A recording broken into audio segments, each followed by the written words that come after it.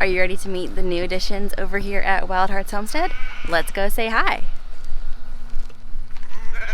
Hello. This is Sugar, and this is Margot. They are milk sheep.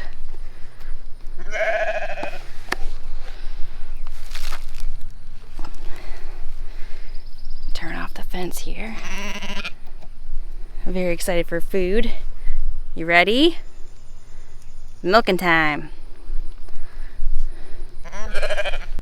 Sugar, sugar. Hey, Miss Margot. Hey, babe. Ready for milk? Alright, Sugar, come here.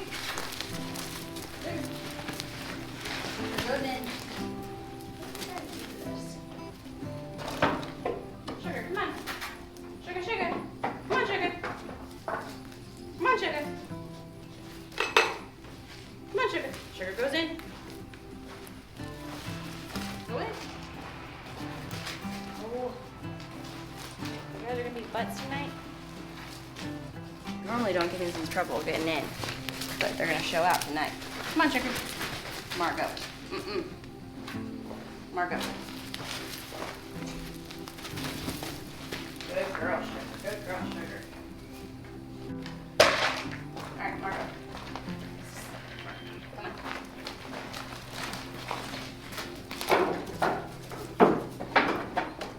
Down. Good girl.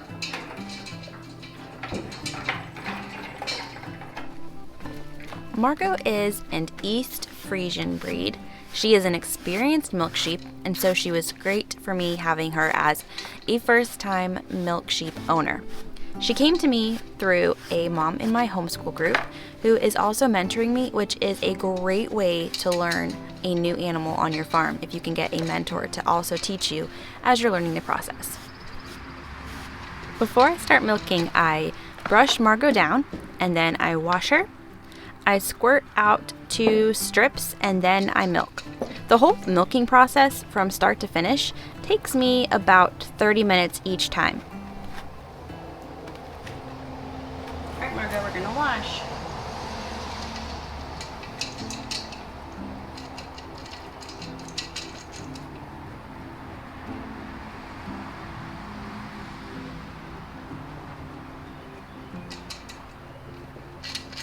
Good girl.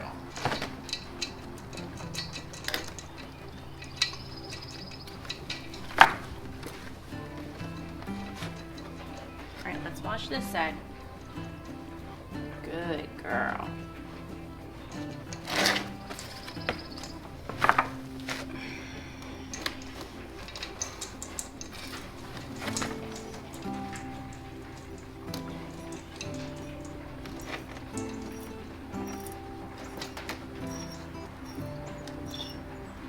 One thing I would definitely recommend doing is milking into a smaller container and then periodically pouring it into a larger container just in case something happens while you're milking.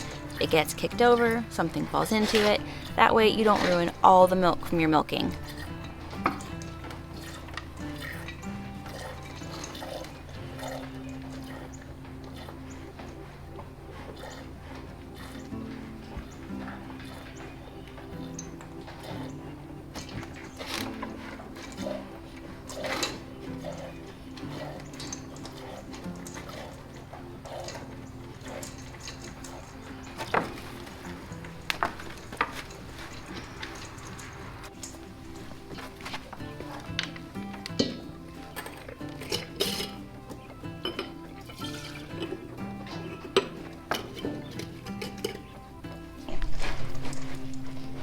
I'm not going to give you any advice on sheep because I am still just barely scratching the surface of learning.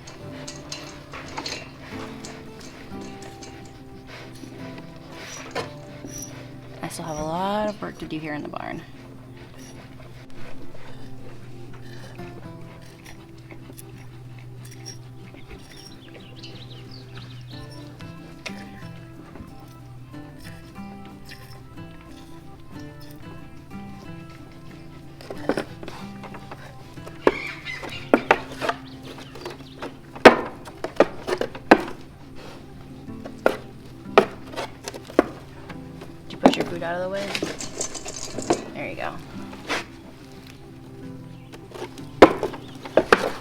Margot.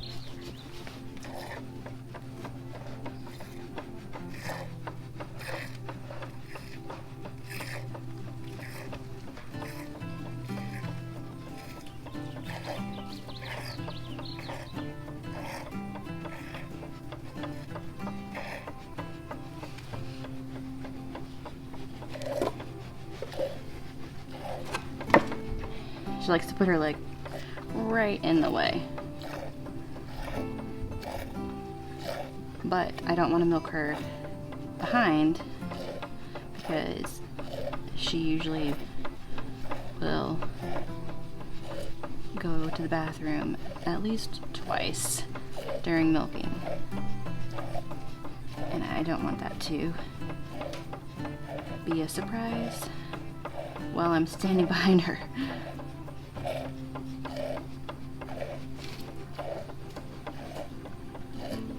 Let's talk a little bit about why I chose to get sheep and not goats. My family cannot digest cow's milk. We've even tried A2 milk and it just didn't work for us. So normally when I go to the store, I'll buy alternative nut milks or I'll buy goat milk or something like that. So my original plan was to get goats, but I thought I really don't need anything else in my life that's trying to escape or cause trouble or being generally mischievous, and sheep are much less trouble than goats are. Plus, the area that I have where I live is really kind of just a big pasture area. I don't really have a lot of brush. Goats like to reach up and eat brush and eat tree branches, whereas sheep like to eat grass. Now, there are some key differences between sheep's milk and goat's milk also, which was part of my reason for choosing sheep. Goat's milk, you cannot really separate the fat, the cream, from the milk. So it's much harder to try to make things like butter or different kinds of cheeses. You can make a soft cheese, but sheep's milk is actually commonly used for cheeses like feta. Sheep's milk has a higher fat and protein than even cow's milk does, making it ideal for making really good cheeses. In my opinion, the sheep's milk tastes just like cow's milk. It's so good and so satisfying and no goat flavor. Plus, these sheep have hair, which means they need to get sheared every year, and I can maybe someday pick up my spindle and start learning how to make yarn again. Maybe when the kids are older.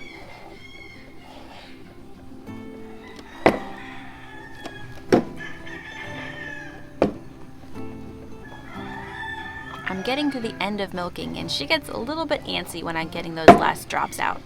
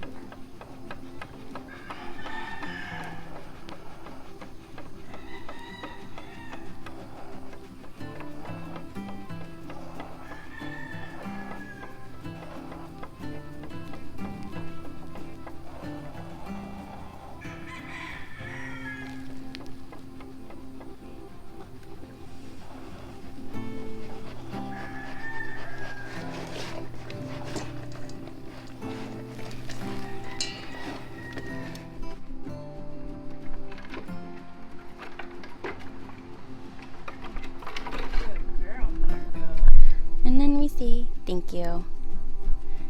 Then we say thank you. Thank you for the milk. Sweet girl. Margot loves rubs.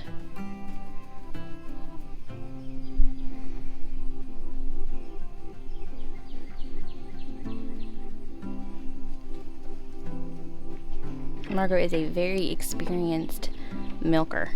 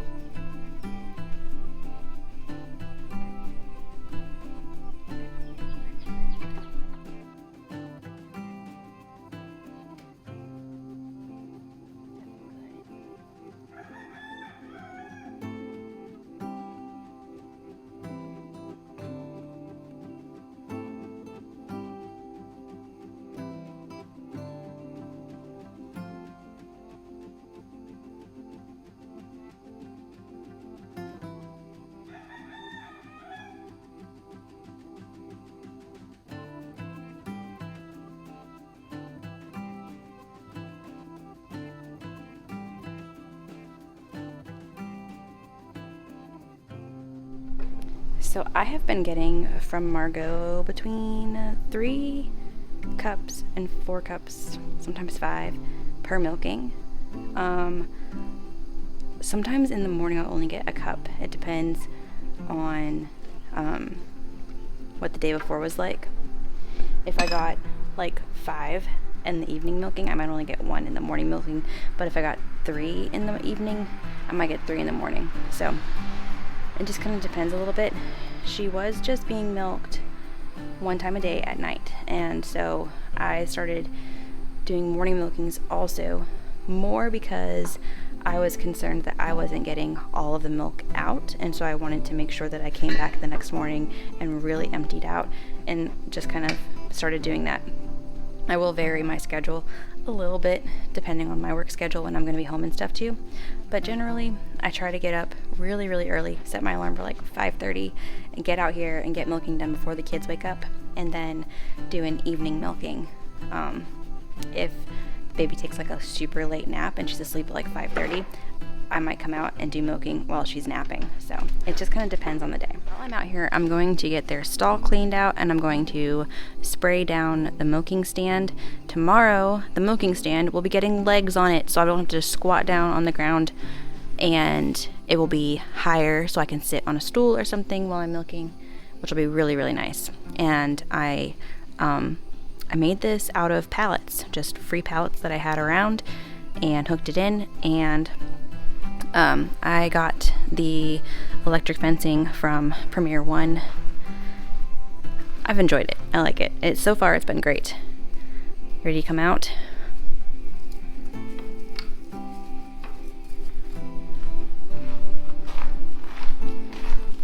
Put Margot's food up here so Sugar doesn't get it.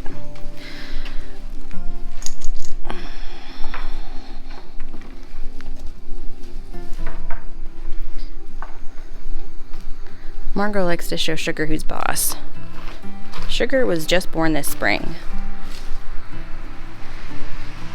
She is a little bit more skittish. But I love her color. She's so pretty. You gonna squeeze out? Oh, Sugar, you're so pretty. She's so soft, too.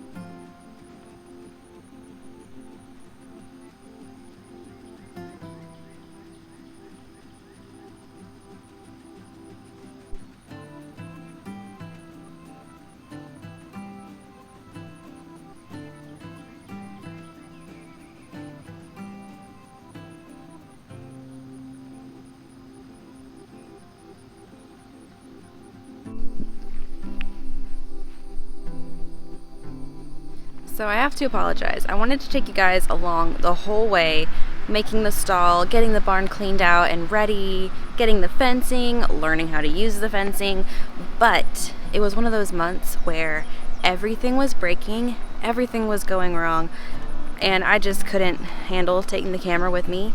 I just needed to get stuff done, and taking the camera with me takes a little bit more time than if I just get out there, put my head down and get the work done. So I apologize that I wasn't able to show you that whole process, but I'm going to show you some clips from what's been happening around here.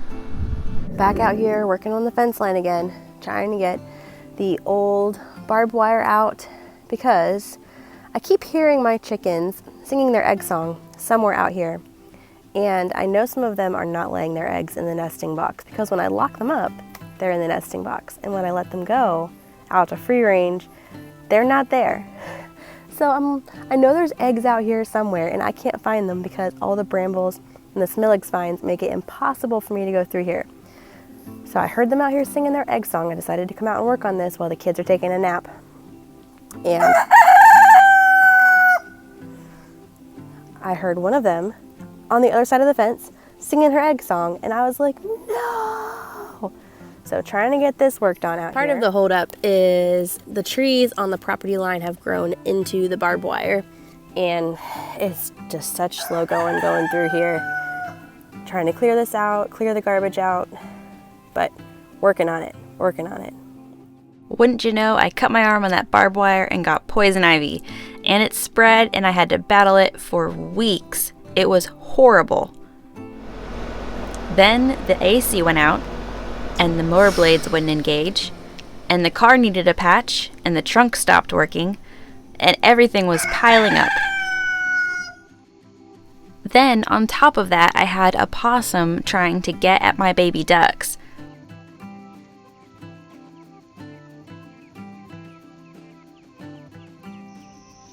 At that point, I couldn't handle anymore, so I hired a trapper who caught the possum and a raccoon, but subsequently let them go.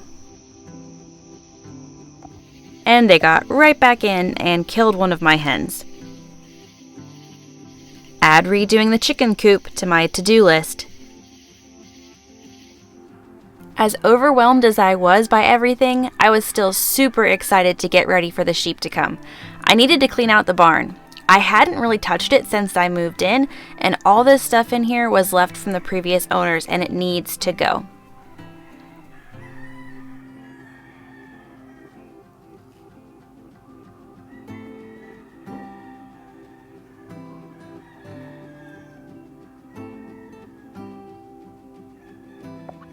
I tested out the new sheep electric fence to try to keep the predators away from the chickens and keep the chickens in.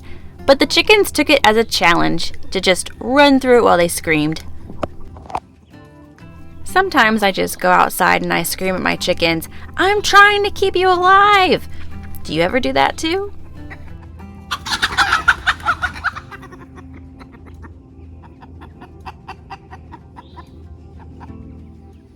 And then Emily brought me the sheep and helped me finish setting up the stall and getting ready. And then Ellie and I went out and did some work.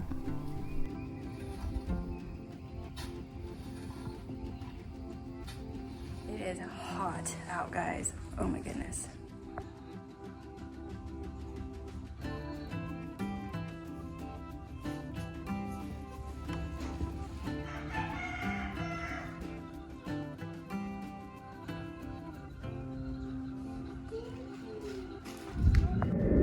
So that was our June in a nutshell. I am very thankful for the group of people that I have around me that I can reach out to for help when everything is going wrong all at the same time. Thanks for hanging out and catching up today. It's been awesome getting to hang out with you again. I'll see you next time.